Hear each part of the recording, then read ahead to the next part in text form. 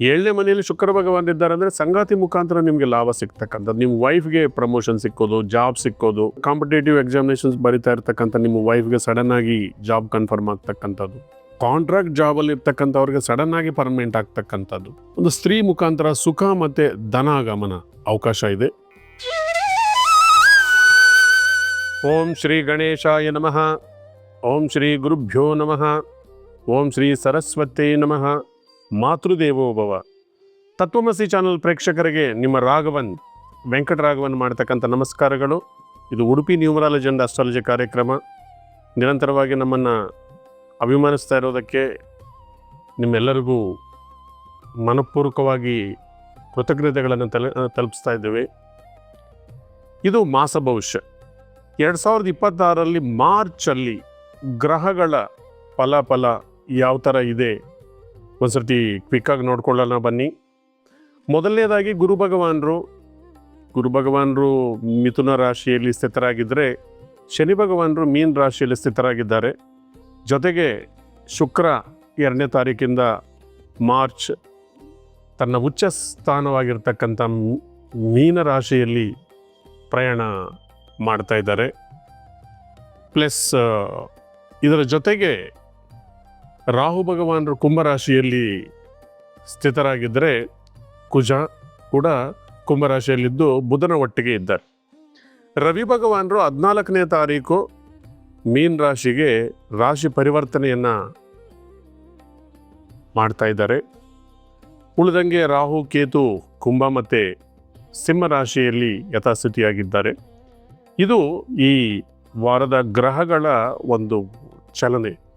ನಾವು ಪ್ರತಿಯೊಂದು ರಾಶಿಯನ್ನು ಕೂಲಂಕುಷವಾಗಿ ವಿಚಾರ ಮಾಡಿ ಆ ರಾಶಿಗೆ ಫಲಾಫಲಗಳೇನು ಮತ್ತು ಏನು ಪರಿಷ್ಕಾರಗಳು ಮಾಡಬೇಕು ಅಂತಕ್ಕಂಥ ವಿಚಾರವನ್ನು ನಾವು ನೋಡೋಣ ಬನ್ನಿ. ನೆಕ್ಸ್ಟು ಕನ್ಯಾ ರಾಶಿಯವರು ಇನ್ನೊಬ್ಬರಲ್ಲಿ ತಪ್ಪುಗಳನ್ನು ಕಂಡುಹಿಡಿಯಲಿಲ್ಲ ಅಂದರೆ ಹ್ಯಾಪಿಯಾಗಿರುತ್ತೆ. ಈ ತಿಂಗಳು ಗ್ರಹಗಳ ಒಂದು ಚಲನೆ ನಿಮಗೆ ಅನುಕೂಲವಾಗಿದೆ ಅಂತಲೇ ಹೇಳಬೇಕು. ಯಾಕಂದರೆ ಮೊದಲನೇದಾಗಿ ಶುಕ್ರ ಭಗವಾನರು ನಿಮಗೆ ಭಾಗ್ಯಾಧಿಪತಿ, ಪಿತೃಸ್ಥಾನಾಧಿಪತಿ ಆಗಿರ್ತಕ್ಕಂಥ ಶುಕ್ರ ಭಗವಾನರು 7ನೇ ಮನೆಯಲ್ಲಿದ್ದಾರೆ. ವಿದೇಶ ಪ್ರಯಾಣ ಮಾಡ್ತಕ್ಕಂಥವ್ರು, ವಿದ್ಯಾಭ್ಯಾಸಕ್ಕಾಗಿ ವಿದೇಶಕ್ಕೆ ಹೋಗ್ತಕ್ಕಂಥವ್ರು ಕೂಡ ಇದು ಸಕಾಲ. 7ನೇ ಮನೆಯಲ್ಲಿ ಶುಕ್ರ ಭಗವಾನ್ ಇದ್ದಾರೆ ಅಂದರೆ ಸಂಗಾತಿ ಮುಖಾಂತರ ನಿಮಗೆ ಲಾಭ ಸಿಗ್ತಕ್ಕಂಥದ್ದು, ನಿಮ್ಮ ವೈಫ್ಗೆ ಪ್ರಮೋಷನ್ ಸಿಕ್ಕೋದು, ಜಾಬ್ ಸಿಕ್ಕೋದು, ಕಾಂಪಿಟೇಟಿವ್ ಎಕ್ಸಾಮಿನೇಷನ್ಸ್ ಬರಿತಾ ಇರ್ತಕ್ಕಂಥ ನಿಮ್ಮ ವೈಫ್ಗೆ ಸಡನ್ ಆಗಿ ಜಾಬ್ ಕನ್ಫರ್ಮ್ ಆಗ್ತಕ್ಕಂಥದ್ದು, ಕಾಂಟ್ರಾಕ್ಟ್ ಜಾಬಲ್ಲಿ ಇರ್ತಕ್ಕಂಥವ್ರಿಗೆ ಸಡನ್ ಆಗಿ ಪರ್ಮನೆಂಟ್ ಆಗ್ತಕ್ಕಂಥದ್ದು, ಒಂದು ಸ್ತ್ರೀ ಮುಖಾಂತರ ಸುಖ ಮತ್ತು ಧನಾಗಮನ ಅವಕಾಶ ಇದೆ. ಆದರೆ 7ನೇ ಮನೆಯಲ್ಲಿ ಸೂರ್ಯ ಮತ್ತು ಶನಿ ಭಗವಾನ್ ಇರೋದರಿಂದ ನಿಮ್ಮ ತಂದೆ ಜೊತೆ ಆಗಲಿ, ನಿಮ್ಮ ಮಾವನ ಜೊತೆ ಆಗಲಿ ಸಂಬಂಧಗಳನ್ನು ಬಲಪಡಿಸ್ಕೊಳ್ಳಿ. ಈ ಸಂದರ್ಭದಲ್ಲಿ ಬರ್ತಕ್ಕಂಥ ಸಣ್ಣ ಪುಟ್ಟ ವ್ಯವಹಾರಗಳು, ವ್ಯಾಜ್ಯಗಳನ್ನು ಪೋಸ್ಟ್ಪೋನ್ ಮಾಡ್ಕೊಂಬಿಡಿ, ಅಥವಾ ಯಾವುದೇ ರೀತಿಯಾಗಿರ್ತಕ್ಕಂಥ ಮಾತುಕತೆಗೆ ಹೋಗ್ಬೇಡಿ. ಪ್ಲಸ್ 6ನೇ ಮನೆಯಲ್ಲಿ ಅದ್ಭುತವಾಗಿರ್ತಕ್ಕಂಥ ಗ್ರಹ ಸಂಯೋಗ ಇದೆ. ಒಂದು ಕಡೆ ರಾಹು ಭಗವಾನರು ನೀವು ಮಾಡ್ತಕ್ಕಂಥ ವ್ಯವಹಾರಗಳು, ಟೆಕ್ನಾಲಜಿ ಫೀಲ್ಡು ಅಥವಾ ಯಾವುದೇ ವಿಚಾರದಲ್ಲಿ ನೀವು ಕೈ ಹಾಕಿದರೂ ಕೂಡ ಜಯ ಸಿಗ್ತಕ್ಕಂಥದ್ದು, ಶತ್ರುಗಳ ಜಯ, ಆರೋಗ್ಯವನ್ನು ಕಾಪಾಡಿಕೊಳ್ತಕ್ಕಂಥ ಸಂದರ್ಭಗಳು ಚೆನ್ನಾಗಿದೆ. ಕುಜರು ಕೂಡ 6ನೇ ಮನೆಯಲ್ಲಿದ್ದಾರೆ, ಭೂಮಿಕಾರಕರು. 6ನೇ ಮನೆಯಲ್ಲಿ ಕುಜ ಇದ್ದಾನೆ ಅಂದರೆ ಒಳ್ಳೆ ಅವಕಾಶಗಳು ಸಿಕ್ಕತ್ತೆ, ಸಡನ್ ಆಗಿ ಉದ್ಯೋಗ ಸಿಕ್ಕತ್ತೆ. ರೈತರಿಗೂ ಕೂಡ ಅನುಕೂಲ. ಭೂಮಿಕಾರಕ, ಭೂಮಿಪುತ್ರ 6ನೇ ಮನೆಯಲ್ಲಿರೋದು. ಎಕ್ಸ್ಪೆಷಲಿ ಬುಧ ಕೂಡ ಭೂಮಿಕಾರಕ. ಕುಜ ಭೂಮಿಪುತ್ರ, ಬುಧ ಭೂಮಿಕಾರಕ. 2 ಗ್ರಹಗಳು ಒಂದು ಕಡೆ ಇರೋದರಿಂದ ನಿವೇಶನ ತಗೊಳ್ಳೋದು, ಶುಕ್ರ ಭಗವಾನ್ 7ನೇ ಮನೆಯಲ್ಲಿರೋದ್ರಿಂದ ಮನೆ ಕಟ್ಕೊಳ್ಳೋದು, ಅಥವಾ ಫ್ಯಾಕ್ಟ್ರಿ ಸ್ಟಾರ್ಟ್ ಮಾಡೋದು, ಮನೆ ಕಟ್ಟೋದು, ವಾಹನ ತಗೊಳ್ಳೋದು, ಮದುವೆ ವಿಚಾರ, ಎಲ್ಲ ವಿಚಾರದಲ್ಲಿ ಕೂಡ 6ನೇ ಮನೆಯಲ್ಲಿರ್ತಕ್ಕಂಥ ಕುಜ ರಾಹು ಸಪೋರ್ಟ್ ಮಾಡ್ತಾ ಇದ್ದಾರೆ. ಆದರೆ ತಾಳ್ಮೆ ಬೇಕು. 6ನೇ ಮನೆಯಲ್ಲಿ ರಾಹು ಕುಜ ಒಟ್ಟಿಗೆ ಇದ್ದಾರೆ, ಸಡನ್ ಆಗಿ ಸಿಟ್ಟು ಬರ್ತಕ್ಕಂಥದ್ದು.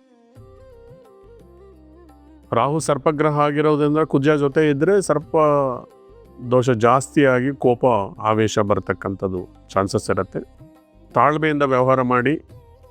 ಕೇತು ಭಗವಾನ್ 12ನೇ ಮನೆಯಲ್ಲಿರೋದ್ರಿಂದ ನಿಮ್ಮ ಎಕ್ಸ್ಪೆಂಡಿಚರ್ ಬಗ್ಗೆ ಗಮನ ಇರಲಿ, ಸೇವಿಂಗ್ಸ್ ಬಗ್ಗೆ ಗಮನ ಇರಲಿ.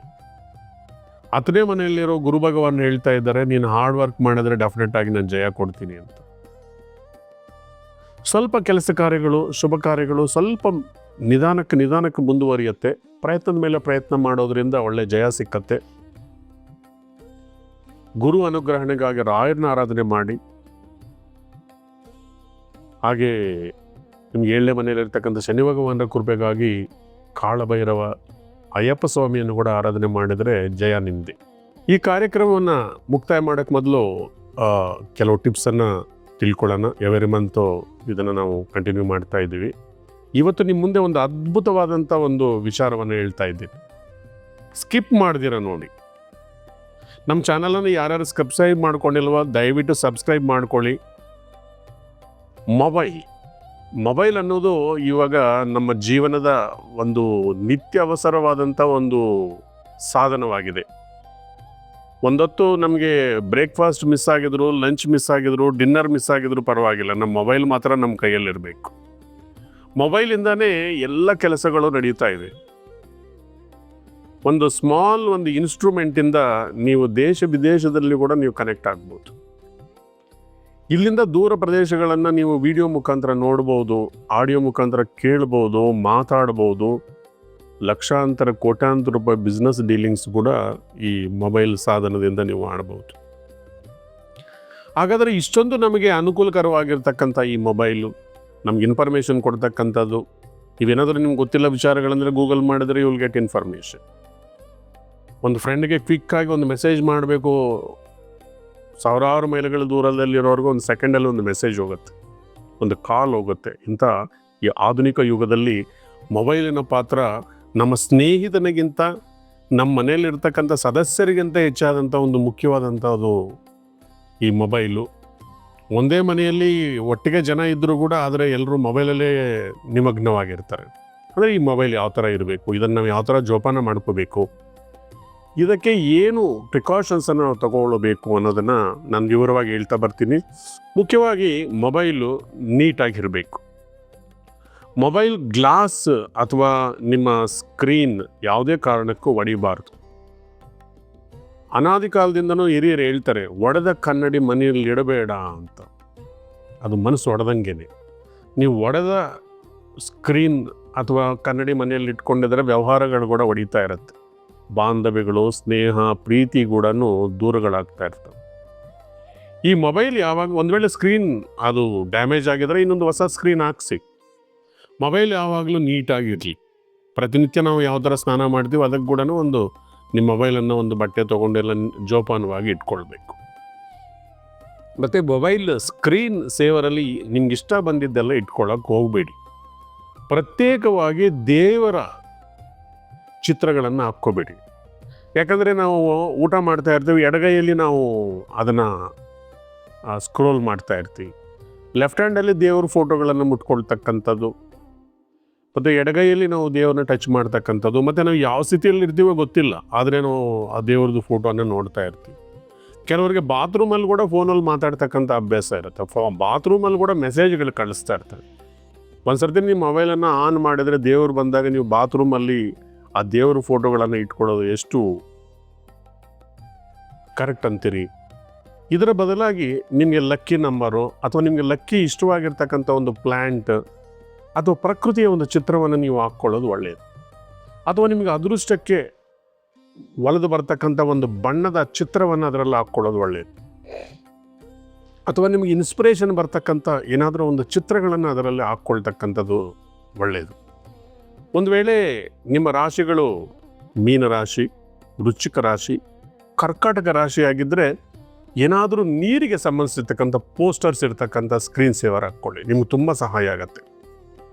ಅದೇ ಅಗ್ನಿತತ್ವ ರಾಶಿಗಳಾಗಿರ್ತಕ್ಕಂಥ ಮೇಷ, ಸಿಂಹ, ಧನುಸ್ಸು ರಾಶಿಯವರು ಈ ಅಗ್ನಿಗೆ ಅಂದರೆ ಬ್ರೈಟ್ ಆಗಿರ್ತಕ್ಕಂಥ ಕಲರ್ಸು, ಲೈಟು, ಸನ್ಲೈಟು, ಈ ಥರ ಬ್ರೈಟ್ ಆಗಿರ್ತಕ್ಕಂಥ ಚಿತ್ರಗಳು ನೀವು ಹಾಕ್ಕೊಳ್ಳೋದ್ರಿಂದ ನಿಮಗೆ ತುಂಬ ಅನುಕೂಲಕರವಾಗಿರುತ್ತೆ.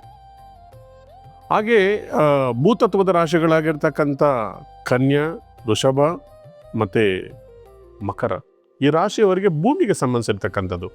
ಭೂಮಿಯಲ್ಲಿ ಬ್ಯೂಟಿಫುಲ್ಲಾಗಿ ಬೆಳೆದಿರ್ತಕ್ಕಂಥ ಗಿಡ, ಬೆಳೆ, ಧಾನ್ಯ ಇಂಥದನ್ನು ಭೂಮಿಗೆ ಸಂಬಂಧಿಸಿರ್ತಕ್ಕಂಥದ್ದು, ಬೆಟ್ಟ, ಗುಡ್ಡ, ಕಾಡು, ಮೇಡು ಇಂಥದನ್ನೆಲ್ಲ ಕೂಡ ನೀವು ಚಿತ್ರ ಹಾಕ್ಕೊಂಡಿದ್ರೆ ನಿಮಗೆ ಬೇಗ ಕನೆಕ್ಟ್ ಆಗಿ ನಿಮ್ಮ ಮೊಬೈಲ್ ಮುಖಾಂತರ ನಿಮಗೆ ವ್ಯವಹಾರಗಳು ಬೇಗ ನಡೆಯುತ್ತೆ.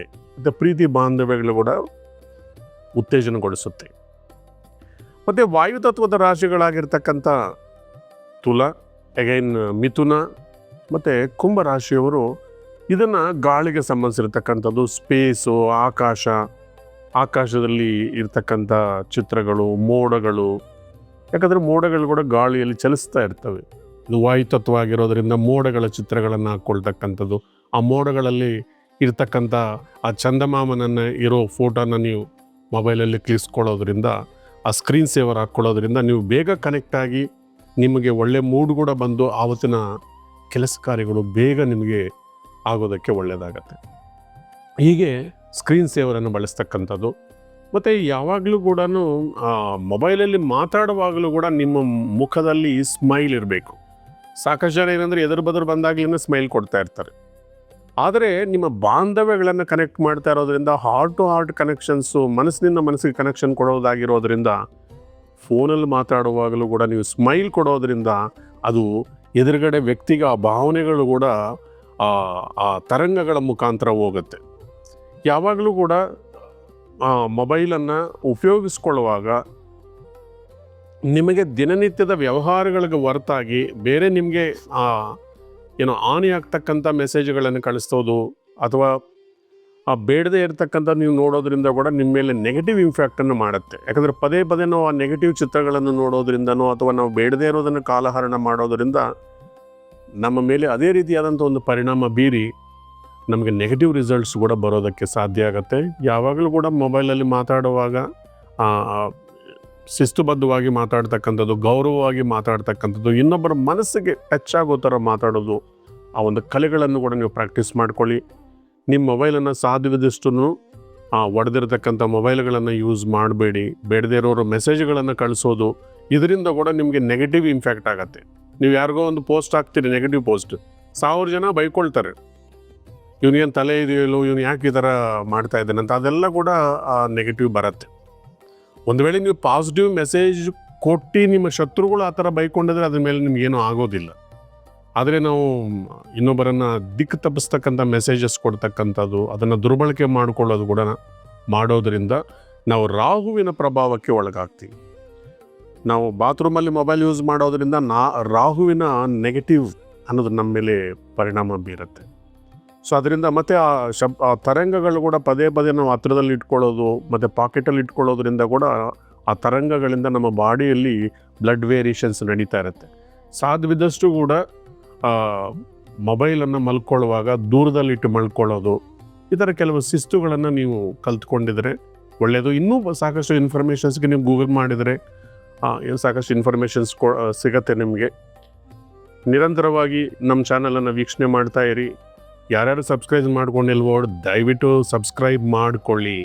ನಮ್ಮ ಕಾರ್ಯಕ್ರಮವನ್ನು ಯಶಸ್ವಿಯಾಗಿ ನೀವು ಸಪೋರ್ಟ್ ಮಾಡ್ತಾ ಇರೋದಕ್ಕೆ ಮತ್ತು ನಡೀತಾ ಇರೋದಕ್ಕೆ ನಮ್ಮ ಚಾನಲ್ಗೆ ನಿಮ್ಮೆಲ್ಲರಿಗೂ ಹೃದಯಪೂರ್ವಕ ಧನ್ಯವಾದಗಳು.